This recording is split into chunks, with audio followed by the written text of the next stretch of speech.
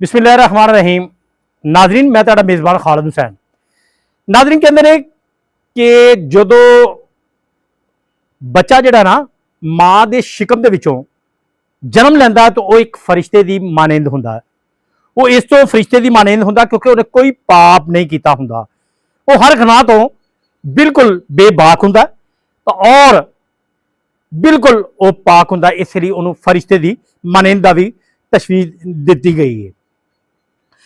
इंसान अगों फिर जड़ा उन्दियां मजबूरियां उनके मसाइल जो जिस तरह बढ़ता चलता जाता, कोई बन जाता जज, कोई बन जाता जस्टिस, कोई बन जाता है आर्मी चीफ, कोई बन जाता फौजी, कोई बन जाता है पुलिस वाला, तो कोई बन जाता DIG, तो कोई बन जाता IG।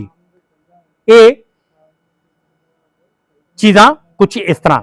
लेकिन इंसान जदों आस्ता आस्ता अपनी जिंदगी की तरफ गामजन हुंदा, जिमें जिमें जिंदगी नूं सरवाइव करता या जवान हुंदा जाता है, तो कुछ मजबूरियां उन्होंने कोई डाकू बना देंदियां ने, तो कोई चोर बन जाता है, कोई राहजन बन जाता है, कोई जेब कतरा बन जाता है, कोई जेब तराश बन जाता है, कोई कुछ बन जाता है, कातल बन जाता है, कुछ यानी कि शूटर बन जाते हैं। वो उनदियां मजबूरियां इंसान नूं उस यानी कि दहलीज से ले आंदियां ने कि वो अपने पेट की खातर सारा कुछ करने लिए तैयार हो जाता। अज मैं एक लाहौर की एक बहुत खूबसूरत कहानी लैके आया, जिंदे विच बहुत बड़ा एक सबक भी है और जान के तुसी हकाइक इस चीज नूं कॉम्प्रोमाइज भी करोगे कि वाकई जिंदगी किस डगर ते इंसान नूं लैके चली जाती। लाहौर दे विच कल जो वाकया होया उनके हकाइक जानने लिए चंद साल पिछे सानू जाना पड़ेगा। लाहौर के एक गरीब घराने तो तल्लक रखने वाले बाप और बेटे उस राह के उत्ते चल पे जिंदे महरकात यानी कि जान के अज तुहानू पता लग जाएगा। इस कहानी का आगाज जिहड़ा है और रौफ गुजर तो यानी कि हुंदा, वो अहम कहानी का पहला किरदार सी फैजान भट्ट। फैजान भट्ट एक जरा ना सिविल सिक्योरिटी अदारे गली महल्ले का मुखबर हुंदा। इस महल्ले दे और इस यानी कि ना मुखबरी के तहत जड़ा है इनू कुछ ना कुछ मुआवजा जड़ा है वो मिलता हैगा। मुआवजा जड़ा उन मुखबरी दे जरूरियात यानी कि मुखबरी जी करता सी महल्ले दे विच, कदी किसी ने फड़ा दिता, किसी ने कुछ किया, जिवें पुलिस मुखबर नू इस्तेमाल कर दी है। इस मुखबरी के तहत उन्हें जो मुआवजा मिलता सी वो अपनी जिंदगी की जी जरूरियात आ उन्होंने जोड़ा है वो पूरियां करता सी। इस जी मुखबरी की जरूरत जो खत्म हुई तो मुआवजा भी दरअसल खत्म हो गया। तो हुण जो फैजान भट्ट साहब ने यह जोड़ा है उस अहलकार को यानी कि काम का अपनी रकम का मुतालबा करता। फिर एक दिन ऐसा हुंदा वो टाला मटोला तो करता रहा। एक दिन ऐसा हुंदा फैजान भट्ट नूं एक झूठे मुकदमे दे विच जेल भजवा दिता जांदा। ये नाज़रीन वो कहानी है जी तुसीं कल परसों जी तुसीं यह कहानी सुनी है कि कुछ पुलिस वालियां नूं शहीद कर दिता गया है। ये मैं कहानी जी है उस तरफ लैके आ रहा कित्थों स्टार्ट हुई है। ये नाज़रीन हुण जिहड़ा स्टार्ट है जी फैजान भट्ट साहब नूं जदों जेल झूठे मुकदमे दे विच भेज दिता गया। ममीना तौर पर इस मुकदमे दे विच जुर्म की जी है ना जुर्म घट हैगा सी, सिविल सिक्योरिटी अदारे के एहलकार का किरदार जिहड़ा सी ज्यादा सी। फैजान भट्ट वो जदों जेल पहुंचा उनका एक तलक जिहड़ा ना उत्थे क्राइम ते जराइम का बादशाह कालादम तंजीम का किरदार रौफ गुजर जिंदे नाल उनका जिहड़ा है तलक बन जाता है। और रौफ गुजर की करता सी, रौफ गुजर जिहड़ा अहम शख्सियात दे कतल के मुकदमात दे विच उत्थे बंद हैगा सी जेल दे विच। यानी कि बहुत सारे यानी कि अहम शख्सियात का पैसे लैके वो यानी कि कतलों के विच उत्थे मुकदमात दे विच जिहड़ा सामना कर रहा सी। जेल दे विच उन्होंने दोनों के जिहड़ा मैं तुहानूं ये दस रहा फैजान भट्ट इन्हां दे मामलात तय पा गए। और फैजान भट्ट बाहर आ गया, मगर वो एक मुकम्मल तौर पर बदलिया होया शख्स सी। फैजान भट्ट रिहाई के बाद कलदम तंजीम दे हाथ लग गया। ट्रेनिंग, जेन साजी, सारा कुछ होया और उन्होंने लाहौर दे विच पुलिस एहलकारां दा यानी कि टारगेट यानी कि दे दिता गया, यानी कि मारन दा टारगेट दे दिता गया। टारगेट किलिंग जिहड़ी है हुण कित्थों शुरू हुंदी है? फैजान ने टास्क दे अमल दरामद करदियां होया उन्हें फायरिंग करके पहला कारनामा की सर अंजाम दिता। 3 पुलिस एहलकार जिहड़े ने शहीद कर दिते, जबकि एक जख्मी होया। इस हमले दे विच चंद रोज के दरमियान हमले होए सी और इन्हां हमलियां दे पेशे नज़र ऑफ ड्यूटी जिहड़ा है एहलकारां नूं यूनीफॉर्म पहनण दा भी यानी कि अंदिया दिता गया और SOP दे अमल करन दा यानी कि अफसरान ने किया। ते हुण जिहड़ा इन्हां हमलियां दे अगले चंद रोज दे विच ही फैजान डिफेंस अल-फलाह कॉलोनी दे विच CCD दे छापे दे दरमियान ये पकड़िया गया और पकड़े जाने दे 10 रोज बाद उन्होंने जिहड़ा है पुलिस मुकाबले दे विच अपने अंजाम नूं पहुंचा दिता गया। ये सारा कुछ 2024 के दरमियान होया।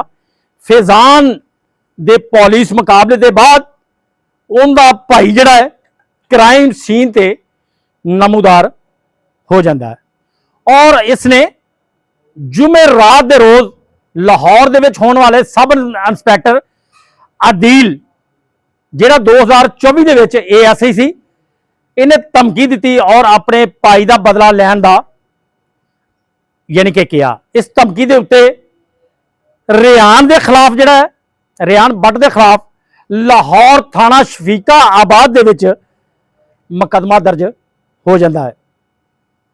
यानी कि धमकी का कतल की धमकी का जिहड़ा है 506 भी मुकदमा इहदे ते दर्ज कर लिता जाता है। इस मुकदमे के बाद एक तावील जिहड़ी है खामोशी छाई रही है, जिहड़ी एक तूफान का खैमा बन के सामने आई। जुमेरात के रोज रेहान ने अपने वालद फैजान भट्ट के हमरा 2 एहलकारां नूं शहीद कर दिता। उन्होंने पास जिहड़ा ना उन्होंने कोल भारी असला सी। ये बदामी बाग से यानी बदामी बाग तो जो निकले ने और तरीके लबाइक दे मरकज नूं ये निकलते हैं नवा कोट दे इलाके दे विच उत्थे जा पहुंचे। उत्थे यानी कि फायरिंग करदियां होया उन्होंने उत्थे भी एक नाके ते एक एहलकार नूं शहीद और 2 नूं जख्मी कर दिता। एक शहरी भी उत्थे जख्मी होया और इस सारी कार्रवाई दे विच ये लोग जिहड़े ने एक तो यानी कि कई जगह के उत्ते तारीके लबाइक दे यानी कि लोगों के नाल लबाइक दे नाल मुंसलिक रहे ने। ये जिहड़ा ना कार्रवाइयां दे उत्ते कलदन तंजीम नूं अपनी जानबो जिहड़ियां मुबारकबाद बंदा भी देंदे रहे और जिम्मेदार भी जिहड़ी है जिम्मेदारी भी कबूल करन दे पैगामात जिहड़े ने सोशल मीडिया की जीनत बने। ये मुलजमान नवा कोट तो LWMC की गाड़ी जिहड़ी है उन्होंने ड्राइवर समेत इन्होंने गवाह करके फरार होए ने और शेखपुरे के उत्ते शेखपुरे नूं यानी कि ये निकलते हैं और उत्थे ही अपने अंजाम नूं पहुंच जाते हैं। नाज़रीन हुण बड़ी एक दिलचस्प होर भी कहानी है।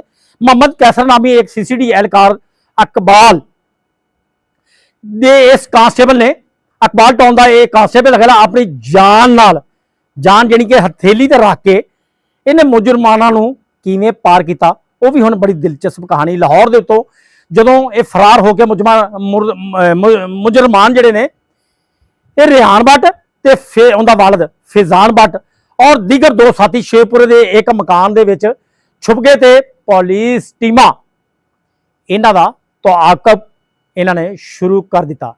ਔਰ ਇਹ ਜਿਹੜੇ ਨੇ ਇੱਕ ਮੁਹੱਲੇ ਦੇ ਵਿੱਚ ਪਹੁੰਚ ਗਏ, ਉਸ ਮਕਾਨ ਦੇ ਵਿੱਚ ਮੁਲਜ਼ਮਾਨ ਛੁਪ ਗਏ।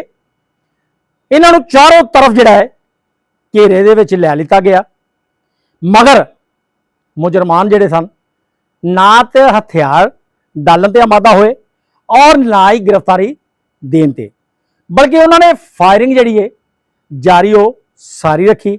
ਇਸ ਆਸਨਾ ਦੇ ਵਿੱਚ ਅਫਸਰਾਨ ਦੇ ਹੁਕਮ ਦੇ ਮੁਤਾਬਕ ਕਾਂਸਟੇਬਲ ਜਿਹੜਾ ਸੀ ਕੈਸਰ, ਉਹਨੇ ਬੁਲਟ ਪ੍ਰੂਫ ਜਿਹੜੀ ਹੈ ਜੈਕਟ ਇਸਤੇਮਾਲ ਕਰਕੇ ਪਹਿਨ ਕੇ ਦੀਵਾਰ ਫਿਲਾਂਗ ਕੇ ਮਕਾਨ ਦੇ ਅੰਦਰ ਦਾਖਲ ਹੋ ਗਿਆ। ਨਾਜ਼ਰੀਨ, ਜਦੋਂ ਦਾਖਲ ਹੋ ਗਿਆ, ਬਾਹਰ ਤੋਂ ਵਾਰਨਿੰਗ ਦੇਣ ਵਾਲੇ ਅਫਸਰਾਂ ਦਾ ਮੁਲਜ਼ਮਾਨ ਦੇ ਨਾਲ ਬਾਤਾਂ ਦਾ ਤਬਾਦਲਾ ਵੀ ਜਾਰੀ ਰਿਹਾ। ਇਸ ਬਾਤਚੀਤ ਦੇ ਦਰਮਿਆਨ ਕਾਂਸਟੇਬਲ ਕੈਸਰ ਨੇ ਮੁਲਜ਼ਮਾਨ ਦੀ ਮੌਜੂਦਗੀ ਦੇ ਮਕਾਮਾਤ ਦਾ ਪਤਾ ਚਲਾ ਲਿਆ। ਰਿਆਨ ਭੱਟ ਇੱਕ ਬਾਥਰੂਮ ਦੇ ਵਿੱਚ ਛੁਪਿਆ ਹੋਇਆ ਸੀ। ਸੀਸੀਟੀ ਅਹਿਲਕਾਰ ਕੈਸਰ ਨੇ 4 ਇੰਚ ਦੀ ਦੀਵਾਰ ਦੇ ਵਿੱਚ ਸੁਰਾਖ ਕਰਕੇ ਔਰ ਉੱਥੋਂ ਰਾਈਫਲ ਦੀ ਨਾਲੀ ਦੇ ਨਾਲ ਅੰਦਰ ਘੁਸਾ ਕੇ ਰਿਆਨ ਭੱਟ ਨੂੰ ਪਾਰ ਕਰ ਦਿੱਤਾ। ਉਸ ਤੋਂ ਬਾਅਦ ਅੰਦਰ ਇੱਕ ਕਮਰੇ ਦੇ ਵਿੱਚ ਨਾ ਫਾਇਰਿੰਗ ਸ਼ੁਰੂ ਹੋ ਗਈ। ਕੈਸਰ ਜਿਹੜਾ ਸਿਪਾਹੀ ਸੀ ਨਾ ਕਾਂਸਟੇਬਲ, ਉਹਨੇ ਕ੍ਰਾਲਿੰਗ ਕਰਦਿਆਂ ਹੋਇਆਂ ਉਸ ਮਕਾਨ ਦੇ ਦਰਵਾਜ਼ੇ ਦੇ ਕਰੀਬ ਪਹੁੰਚ ਗਿਆ ਔਰ ਮੁਲਜ਼ਮਾਨ ਨੂੰ ਯਾਨੀ ਕਿ ਉਹਨਾਂ ਦੀ ਤਰਫ ਜਿਹੜਾ ਨਾ ਅੰਦਾਜ਼ੇ ਦੇ ਨਾਲ ਉਹਨੇ ਬੈਠ ਕੇ ਜਿਹੜਾ ਹੈ ਬਰਸਟ ਮਾਰਿਆ। ਉਹ ਜਿਹੜਾ ਮੁਲਜ਼ਮ ਅੰਦਰ ਹੈਗਾ ਸੀ ਉਹ ਉਹਦੀ ਜ਼ਦ ਦੇ ਵਿੱਚ ਆ ਗਿਆ।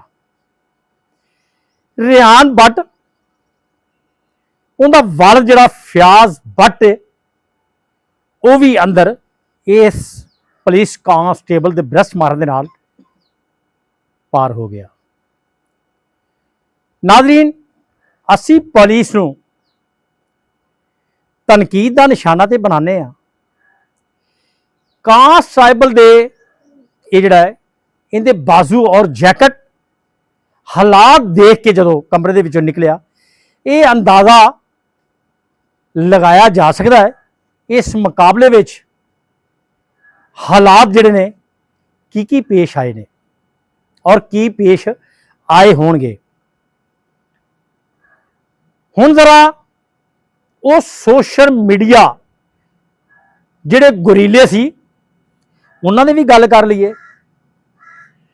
ਲਾਹੌਰ ਦੇ ਵਿੱਚ ਰਿਆਨ ਭੱਟ ਨੂੰ ਉਸ ਦੇ ਵਾਲਦ ਔਰ 2 ਸਾਥੀਆਂ ਸਮੇਤ 2 ਮਕਾਮਾਤ ਤੇ ਪੁਲਿਸ ਵਾਲਿਆਂ ਤੇ ਹਮਲੇ ਤੋਂ ਬਾਅਦ ਸਾਹਮਣੇ ਆਉਣ ਵਾਲੀਆਂ ਜਿਹੜੀਆਂ ਨੇ ਪੋਸਟਾਂ ਸੋਸ਼ਲ ਮੀਡੀਆ ਤੇ ਜਿਹੜੀਆਂ ਲੱਗ ਰਹੀਆਂ ਨੇ, ਪੁਲਿਸ ਨੂੰ ਦਿਲ ਭਰ ਕੇ ਯਾਨੀ ਕਿ ਤਨਕੀਦ ਦਾ ਨਿਸ਼ਾਨਾ ਬਣਾਇਆ ਗਿਆ।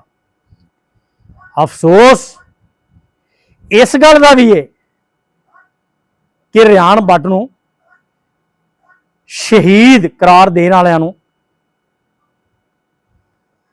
ਕਰਾਰ ਦੇਣ ਦੀ ਕੋਸ਼ਿਸ਼ ਕੀਤੀ ਗਈ ਔਰ ਪੁਲਿਸ ਅਹਿਲਕਾਰਾਂ ਨੂੰ ਸ਼ਹੀਦ ਕਰਨ ਦੇ ਉੱਤੇ ਇਸ ਕਮੀਨੇ ਨੂੰ ਬਹੁਤ ਜ਼ਿਆਦਾ ਸਰਾਹਾ ਗਿਆ। ਹਾਲਾਂਕਿ ਫੈਜ਼ਾਨ ਭੱਟ ਉਹ ਸ਼ਖਸ ਸੀ ਜਿਹੜਾ ਤਰੀਕੇ ਤਾਲਿਬਾਨ ਦੇ ਜਨਮ ਤੋਂ ਡਾਲੀ ਗਈ ਜਿਹੜੀ ਇੱਕ ਹੱਡੀ ਹੈ ਮੂੰਹ ਵਿੱਚ ਡਾਲ ਕੇ ਲਾਹੌਰ ਦੇ ਵਿੱਚ ਪੁਲਿਸ ਅਹਿਲਕਾਰਾਂ ਨੂੰ ਟਾਰਗੇਟ ਕਿਲਿੰਗ ਕਰਦਾ ਰਿਹਾ। ਇਸ ਨੇ 3 ਪੁਲਿਸ ਅਹਿਲਕਾਰਾਂ ਨੂੰ 2024 ਦੇ ਵਿੱਚ ਸ਼ਹੀਦ ਕੀਤਾ, ਜਿਸ ਦੇ ਬਾਅਦ ਉਹਨੂੰ ਗ੍ਰਿਫਤਾਰ ਕਰਕੇ ਵਸਾਲੇ ਜਹੰਨਮ ਕੀਤਾ ਗਿਆ ਔਰ ਇਸ ਕਾਰਵਾਈ ਦੇ ਵਿੱਚ ਸੀਸੀਡੀ ਦੀ ਟੀਮ जिंदे विच ये सब इंस्पैक्टर आदिल आशिक भी शामिल सी। रेहान भट्ट और इनदा वालिद फयाज भट्ट जिहड़ा है, इन्होंने खुद जिहड़ा है नाजरीन मौत नूं दावत दी है और अपने कातल बेटे और भाई का बदला लैण लई ये निकले और निकल खड़े हुए, जिहड़े खुद ही अपने अंजाम नूं पहुंच गए। सियाणे कहंदे ने बुरे अंजाम दे, बुरे ही काम दे बुरे ही अंजाम हुंदे ने। ये बात दुरुस्त आ। इस वालिद ने यानी कि अपने बेटियां नूं ये गल नहीं की कि तुसी जिहड़ा है रियासत और रियासत के जिहड़े ने अदारे CCTV पुलिस एहलकार और कानून नूं हथ लैण दी तुसी कोशिश ना करो। अगर इनका बेटा एक बहुत बड़ा सबक आ नाजरीन, अगर इनका एक बेटा करतूत करदिया होया रियासत ना टकरांदिया होया रियासत दे नाल उन्हां दे वार करदिया होया अपने अंजाम नूं पहुंच गया सी, इन्हां भट्ट साहिबान वास्ते बहुत बड़ा ये सबक सी, लोगों वास्ते भी और भट्ट फैमिली वास्ते भी। लेकिन फयाज भट्ट साहब ने अपने अंदर जंग जिहड़ी है नफरत दी जारी रखी और ये फील नहीं किया कि असी रियासत के खिलाफ, पुलिस के खिलाफ, अदारियां के खिलाफ हथियार चुक के उन्होंने शरेआम मेरे जिहड़े बेटे ने मार रहे ने। इत्थे नाज़रीन एक बड़ा इंपोर्टेंट सवाल है, ये रियासी अदारे आया कि साडे भैणां भाई नहीं है, ये साडे भाई नहीं है, ये जिहड़े अपने जाना दे रहे हैं ये किसी भैन दे भाई नहीं, ये किसी मां दे बेटे नहीं, ये किसी भैन दे भाई नहीं, ये किसी भाई दे भाई नहीं, ये अपने बच्चों के बाप नहीं। ये भी एक बहुत बड़ा सवाल है। लेकिन साडे अंदर छोटा जिहा एक छोटी जी काली पेट पुलिस दा कोई एहलकार कोई ऐसा अमल करदा, असी पूरे अदारे नूं उनका जिम्मेदार ठहराने। हालांकि ऐसा नहीं हैगा। सोशल मीडिया तो तुसीं वो देखते हो, उनकी एक चीज़ तो तुसीं देखते हो कि उन्हें काम किया जां खुद ही उन्हें पुलिस अदारे की वायलेशन की जां कानून की वायलेशन की। उस तो बाद अफसरान वाला जदों कॉम्पीटेंट ऑफिसर उनका नोटिस लेंदे ने उस पुलिस एहलकार का, कभी ये भी पूछा वो किस सज़ा तो गुजरदा या नौकरी दे भी हैगा या नहीं, एक सिर्फ करदार साडे सामने आ जाता, असी उन्होंने गल दे विच टोल पा के पिटना शुरू कर देने। ये भी एक ऐसा करदार सी भट्ट फैमिली ने जदों एक काम शुरू किया। फयाज भट्ट साहब ने अपनी औलाद नूं ये नहीं आखिया एक बेटा चला गया है, साडे वास्ते सारी जिंदगी का ये ही बहुत बड़ा सबक आ। इस माशरे दे विच सबक नाज़रीन बहुत आउंदे ने, लेकिन असी जिहड़ा है अपनियां अखां मूंद लैंदे आ, जिंदा असी बाद विच लुकमाए उजल खुद बन जाते हैं। कदी भी रियासत नाल टकरान की कोशिश नहीं करनी चाहिए। ये रियासत नाल टकरान का ਅੰਜਾਮ ਔਰ ਮੌਤ ਨੂੰ ਦਾਵਤ ਦੇਣ ਦੇ ਮੁਤਰਾਦਫ ਸੀ। ਜਿਹੜੀ ਫਿਆਜ਼ ਭੱਟ ਸਾਹਿਬ ਨੇ ਆਪਣੇ ਸਕੇ ਬੇਟੇ ਨੂੰ ਫੇਰ ਲੈ ਕੇ ਉਸੇ ਚੀਜ਼ ਨੂੰ ਦੁਹਰਾਉਂਦਿਆਂ ਹੋਇਆਂ ਪੁਲਿਸ ਉੱਤੇ ਬੈਠਿਆਂ ਬਿਠਾਇਆਂ ਵਾਰ ਕੀਤਾ। ਪੁਲਿਸ ਡਿਊਟੀਆਂ ਦੇ ਮਾਮੂਰ ਸੀ। ਉਹੀ 506 ਦਾ ਮੁਕੱਦਮਾ ਤੇ ਪੁਲਿਸ ਨੂੰ ਆਖਿਆ ਕਿ ਆ ਕੇ ਮੇਰੇ ਬੇਟੇ ਨੂੰ ਗ੍ਰਿਫਤਾਰ ਕਰ ਲਓ। ਚਕਮਾ ਦੇਣ ਦੀ ਕੋਸ਼ਿਸ਼ ਕੀਤੀ। ਹੁਸ਼ਿਆਰੀ ਭੱਟ ਸਾਹਿਬ ਨੇ ਦਿਖਾਉਣ ਦੀ ਕੋਸ਼ਿਸ਼ ਕੀਤੀ। ਇਹੀ ਜਿਹੜਾ ਅਦੀਲ ਸਬ ਇੰਸਪੈਕਟਰ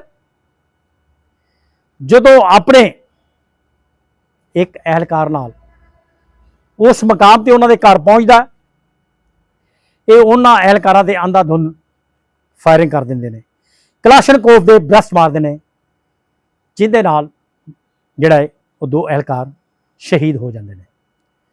ਉੱਥੋਂ ਨਿਕਲਦੇ ਨੇ, ਰਕਸ਼ਾ ਫੜਦੇ ਨੇ, ਫਿਰ ਇਹ ਨਵੇਂ ਕੋਟ ਦੀ ਤਰਫ ਜਾਂਦੇ ਨੇ। ਉੱਥੇ ਪੁਲਿਸ ਨਾਕੇ ਤੇ ਫਾਇਰਿੰਗ ਕਰਦੇ ਨੇ, ਇੱਕ ਪੁਲਿਸ ਅਹਿਲਕਾਰ ਸ਼ਹੀਦ ਹੋ ਜਾਂਦਾ ਹੈ। ਕੁਛ ਜਿਹੜਾ ਹੈ ਪੁਲਿਸ 4-3 ਜ਼ਖਮੀ ਹੋ ਜਾਂਦੇ ਨੇ। ਇਹਦਾ ਜਿਹੜਾ ਹੈ ਇਹ ਆਪਣੇ ਅੰਜਾਮ ਨੂੰ ਪਹੁੰਚ ਜਾਂਦੇ ਨੇ। ਨਾਜ਼ਰੀਨ, ਬਸ ਸਬਕ ਇਹੀ ਹੈ, ਆਪਣਾ ਜਿਹੜਾ ਔਲਾਦਾਂ ਨੂੰ ਅੱਛਾ ਸਬਕ ਦਿਓ, ਕਾਨੂੰਨ ਦੇ ਨਾਲ ਖੇਲੋ। ਅਗਰ ਤੁਹਾਡੇ ਨਾਲ ਕੋਈ ਜ਼ਿਆਦਤੀ ਹੁੰਦੀ ਹੈ, ਪੁਲਿਸ ਥੱਲੇ ਤੁਹਾਡੇ ਛੋਟੇ ਅਹਿਲਕਾਰ ਤੁਹਾਡੀ ਗੱਲ ਨਹੀਂ ਸੁਣਦੇ। ਅਫਸਰਾਂ ਬਾਲਾ ਬੈਠੇ ਨੇ, ਬੜੇ ਅੱਛੇ ਅਫਸਰ ਨੇ ਜਿਹੜੇ ਗੱਲ ਸੁਣਨ ਲਈ ਤਿਆਰ ਨੇ। ਉਹਨਾਂ ਨੂੰ ਆਪਣੀ ਜਿਹੜਾ ਹੈ ਕਿੱਤਾ ਸੁਣਾਓ। ਐਸਾ ਨਾ ਹੋਵੇ ਕਿ ਤੁਹਾਡਾ ਅੰਜਾਮ ਵੀ ਇਹੀ ਹੋਵੇ ਜਿਹੜਾ ਭੱਟ ਫੈਮਿਲੀ ਨਾ ਹੋਏ। ਹਮੇਸ਼ਾ ਦੀ ਤਰ੍ਹਾਂ ਆਪਣਾ ਔਰ ਆਪਣੇ ਦਾ ਖਿਆਲ ਰੱਖਣਾ। ਪਾਕਿਸਤਾਨ ਜ਼ਿੰਦਾਬਾਦ।